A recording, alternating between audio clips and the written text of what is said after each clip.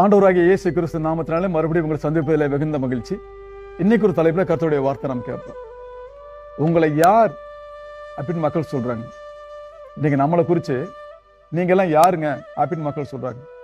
சபைக்கு போனா நம்ம பொதுவாக நம்ம பேர் என்ன சொல்றாங்க, அவங்க எல்லாம் கிறிஸ்தவங்க அப்படின்னு சொல்றாங்க. ஆனா உண்மையிலே ரொம்ப பேர் சபைக்கு வந்துட்டு எல்லாரும் உண்மையா இருக்கிறாங்களா? சபைக்கு வர எல்லாருமே சரியா இருக்கிறாங்களா? எந்த கெட்ட பழக்கம் இல்லாம இருக்கிறாங்களா? அப்ப சில பேர் சபைக்கு வந்து என்ன செய்வாங்க, சர்ச்சுக்கு வந்தா கூட தண்ணி அடிப்பாங்க, பீடி குடிப்பாங்க, சிகரெட்டு குடிப்பாங்க, தேவையில்லாத போதை பழக்கங்களை உபயோகிப்பாங்க. இப்ப அவங்களுக்கும் கிறிஸ்துவுக்கு சம்மந்தம் இருக்கிறான்னு கேட்டா சம்மந்தமே கிடையாது. இவங்க சொல்லிக்கலாம், நான் கிறிஸ்தவன், நான் சர்ச்சுக்கு போறேன். ஆனா உண்மையா பார்த்தீங்கன்னா இயேசு கிறிஸ்துவுக்கும் இந்த பாவம் பண்றவங்க சம்மந்தமே இருக்காது. இவங்களா சொல்லிட்டு ஆண்டவர் நாமத்தை என்ன செய்வாங்க, தூசிக்கப்பட வைப்பாங்க. இப்ப 2 கொரிந்தியர் 10ஆம் அதிகாரத்துல 18ஆம் வசனம் நம்ம பைபிள்ல வாசிக்கும் பொழுது, தன்னைத்தானே புகழுகிறவன் உத்தமன் அல்ல, கர்த்தராலே புகழப்படுகிறவன் உத்தமன். 2 கொரிந்தியர் 10ஆம் அதிகாரம் 18ஆம் வசனம் வாசிச்சு பாத்தீங்கன்னா, தன்னைத்தானே புகழுகின்றவன் உத்தமன் அல்ல, கர்த்தராலே புகழப்படுகின்றவனே உத்தமன் அப்படின்னா. இப்ப இந்த வசனம் என்ன சொல்லுது? நாமளே நான் நல்லவன், நான் பரிசுத்தவான், நான் நீதிமான் அப்படின்னு சொல்லிட்டு இருக்கிறோமா, இல்ல நம்ம கூட இருக்கிற ஜனங்கள் நம்மளை குறிச்சு இவங்க நல்லவங்க, பரிசுத்தமானவங்க, எந்த தப்பு பண்ண மாட்டாங்கன்னு சொல்றாங்களா? இப்ப இந்த வீடியோ பாக்குறீங்களா, நீங்க இருக்கிற தெருவுல, நீங்க இருக்கிற வீதியில உங்க சொந்தக்காரங்க உங்களை குறித்து சொல்லக்கூடிய சாட்சி என்ன? நீங்க சர்ச்சுக்கு போறீங்க, வசனத்தை படிக்கிறீங்க, வீட்டுல பைபிள் வச்சிருக்கீங்க, வீட்டு நிலைக்கால கடவுளுடைய வசனம் போட்டிருக்கீங்க, உங்க வாகனத்துல பைபிள் வசனம்லாம் இருக்குது. ஆனா உங்களை குறிச்சு மக்கள் என்ன சொல்றாங்க, அதுதானே ரொம்ப முக்கியம். பொய்யான குற்றம் சாட்டுறத குறித்து நீங்க கவலைப்பட அவசியம் இல்லை.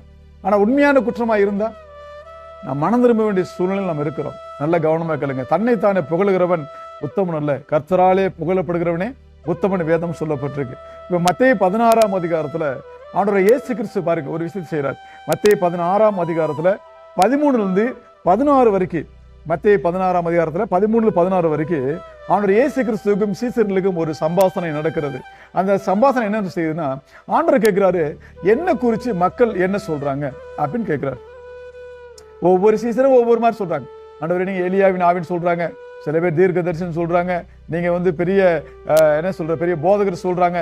இப்படிலாம் சொல்லிட்டு இருக்கும்போது ஆண்டவர் சொல்றாரு, சரிப்பா அதெல்லாம் விடுங்க, அவங்க அப்படி சொல்றாங்க, நீங்க என்ன குறிச்சு என்ன சொல்றீங்க? எல்லாரும் கப் சிப்புன்னு அமைதியா இருக்கிறாங்க.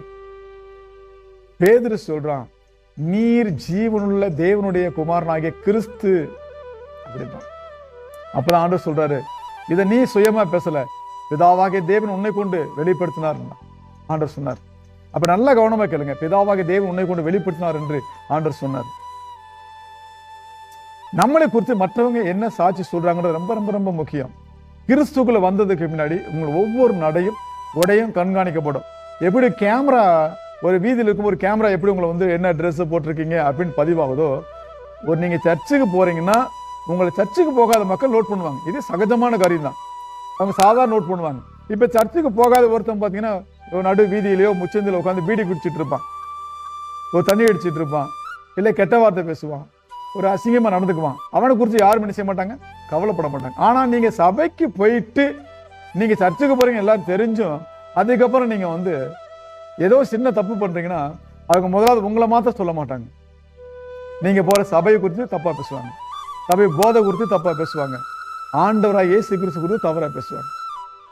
அப்ப நம்ம மூலமா சாட்சி ரொம்ப செய்து கெட்டு போகும். அப்ப எந்த அளவுக்கு நம்ம உண்மையா இருக்கிறோம்ன்றத நம்ம பரிசோதிச்சு பார்க்கணும். ஒவ்வொரு நாளும் நான் காலையில் எந்திரிச்சோன்னே என்னுடைய ஜெபம் என்ன தெரியுமா இருக்கும், ஆண்டவரே இன்றைக்கு காலையிலிருந்து நைட்டு படுக்கிற வரைக்கும் எந்த சூழ்நிலையும் உங்களுடைய நாமம் தூசிக்கப்படாதபடிக்கு என்ன பாதுகாத்துக் கொள்ளுங்க, நான் சரியான முறை நடந்து கொள்ள உதவி செய்யுங்க, எனக்கு கோபம் வராம எரிச்சல் வராம இருக்க எனக்கு உதவி செய்யுங்க, நான் யார் மேல வருத்தப்படாம இருக்க உதவி செய்யுங்க, எந்த மனுஷனும் குற்றம் சாட்டாம இருக்க உதவி செய்யுங்க, என்னை விரோதிக்கிற சத்துருக்கள் மேல நான் அன்பு செலுத்த உதவி செய்யுங்க. நம்ம சொல்லிக்கொண்டே இருக்கணும். மற்றவங்க நமக்கு உதவி பண்றாங்களோ இல்லையோ, நாம மற்றவங்க நினைச்சணும் நாம் உதவி பண்ணணும். அது ரொம்ப ரொம்ப முக்கியம். பாருங்க, இயேசு சொன்னாரு, உண்மையாவே ஜீவனுள்ள தேவனுடைய கிறிஸ்து அப்படின்னு பேதுரு சொன்னதுக்கு முன்னாடியே சொன்னாரு, பிதாவாகிய தேவன் நினைச்சினாரு, இந்த சத்தியத்தை வெளிப்படுத்தினார் அப்படின்னாரு. அப்ப நம்முடைய சாட்சி எந்த அளவுக்கு இருக்கணும்னா, அநேகர் மனம் திரும்பும்படியாக ஒரு சாட்சியா இருக்கணும், அநேகர் பாவத்தை விட்டு வெளியே வரக்கூடிய சாட்சியா இருக்கணும். நீங்க போயிட்டு என்ன செய்யக்கூடாது. ஒரு தவறு பண்ணிட்டு இன்னொரு ஆளை வந்து ஒரு டிவி சீரியலுக்கு ஒரு சினிமாவுக்கு அடிமையாக இருந்து இன்னொரு ஆளை போய் நீ சினிமா பார்க்காத, டிவி சீரியல் பார்க்காதுன்னா அவன் என்ன சொல்லுவான்? நீ ஒழுக்கமாயிரியா, அப்புறம் வந்து என்கிட்ட சொல்லுவானா இல்லையா? அப்ப நாம எப்படி நடந்துகின்றது பொறுத்து தான் மற்றவங்களை என்ன செய்ய முடியும், நாம சுவிசேஷத்தை நாம் சொல்ல முடியும். இப்ப இது இன்னொரு விஷயத்தை பார்த்தீங்கன்னா 26ஆம் வசனத்துல, அப்போஸ்தலர் 11ஆம் அதிகாரம் 26ஆம் வசனம் பார்த்தீங்கன்னா, அவர்களை பார்த்து அங்கே இருந்த மக்கள், யாரு சீசர்களை பார்த்து அங்க இருந்த மக்கள் என்ன சொன்னாங்கன்னா, இவங்க கிறிஸ்தவர்கள் அப்படின்ட்டு ஃபர்ஸ்ட் டைம் அவங்க என்ன செய்றாங்க, பேர் சொல்லி அழைக்கிறாங்க. கிறிஸ்தவர்கள் அது வரைக்கும் பேர் சொல்லி கூப்பிட்டு இருந்தாங்க, அவங்க பேரை சொல்லி கூப்பிட்டு இருந்தாங்க. இப்போ ஃபர்ஸ்ட் டைம் அவங்க எல்லாத்துக்கும் ஒரு பேர் வைக்கிறாங்க. அங்க பொது ஜனங்கள் பேர் வைக்கிறாங்க. அவர்கள் கிறிஸ்தவர்களை, கிறிஸ்துவோடு இருந்த அவர்கள் கிறிஸ்தவர்கள் அப்படின்னு செய்றாங்க, பேர் வைக்கிறாங்க. அப்ப இன்னைக்கு உங்களையும் என்னையும் பார்த்து கிறிஸ்தவங்க மற்றவங்க சொல்றாங்கன்னா, நம்முடைய சாட்சி எந்த அளவுக்கு இருக்கணும்ன்றத நம்ம யோசிச்சு பார்க்கணும். நம்முடைய சாட்சி சரியில்லைன்னா சபைக்கு போய் ஏதாவது பிரயோஜனம் இருக்குதா? ஒரு பிரயோஜனம் இல்லை. ரொம்ப ரொம்ப முக்கியம், நம்முடைய சாட்சி தான் ரொம்ப முக்கியம். தேவனுக்கு முன்பாக நல்ல மனசாட்சி உள்ளவராக இருக்கணும், மனிதருக்கு முன்பாக நல்ல நடக்கை உள்ளவராக இருக்கணும், சபையிலும் நல்ல ஒரு முன்மாதிரியாக நீங்க இருக்கணும். நீங்க தெருவில் வேலை பார்க்குற இடத்துல எல்லா இடத்துலையுமே நீங்க நியாயமா நடந்துக்கணும், ரொம்ப நியாயமா நடந்துக்கணும். எந்த அளவுக்கு நீங்க உண்மையா இருக்கிறீங்களோ அந்த அளவுக்கு தேவன் உங்களை நிச்சயமாய் ஏற்றுவார். சரிங்களா? இப்ப இந்த செய்தி மூலமா நீங்க என்ன தெரிஞ்சுக்கிட்டீங்கன்னா, நாம எந்த அளவுக்கு சாட்சியுள்ள வாழ்க்கை வாழ்றோம்னு ரொம்ப ரொம்ப முக்கியம். இயேசு கிறிஸ்து மற்றவங்க நல்ல சாட்சி சொன்னாங்க, அவரோட அப்போஸ்தலர்கள் நல்ல சாட்சி சொன்னாங்க, அப்போஸ்தலர் பவுலை குறித்து மற்றவங்க நல்ல சாட்சி சொன்னாங்க. தன்னைத்தானே புகழுகிறவன் உத்தமன் அல்ல, தேவனால் புகழப்படுகிற உத்தமன். தேவன் எப்படி புகழுவார்னா, நீங்க நல்ல விதமா நடந்துக்கிட்டா உங்களை சத்துரு, உங்களை நேசிக்காதவங்க, உங்களை மேல பொய்யான குற்றம் சாட்டுறவங்க கூட, உங்களை மேல பொய்யான குற்றம் சாட்டினா கூட அவனுடைய மனசாட்சி அவனை வாதிக்கும். எப்படி தெரியுமா?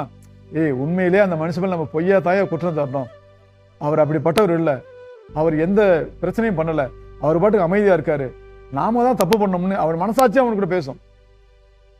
நீங்க தேவனுக்கு முன்பாக உண்மை ஊத்தமா நடந்து கொண்டா உங்களுக்காக தேவன் வழக்காடுவார். அல்லேலூயா. நிச்சயமாகவே நீங்க நல்ல சாட்சியுள்ள வாழ்க்கை வாழ்கிறீர்கள் என்று நான் விசுவாசிக்கிறேன். இப்போது சின்னதா நம் கண்களை மூடி ஜெபம் பண்ணுவோம்.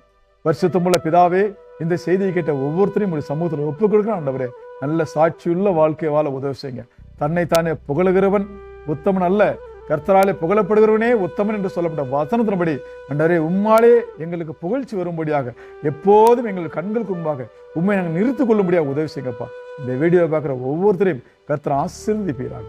இயேசுவின் நாமத்தில் ஜெபிக்கிறோம் நல்ல பிதாவே, ஆமென். God bless you. மறுபடியும் இன்னொரு வீடியோ மூலம் சந்திக்க வரைக்கும் உங்களது விடைபெறுகிறேன். நன்றி.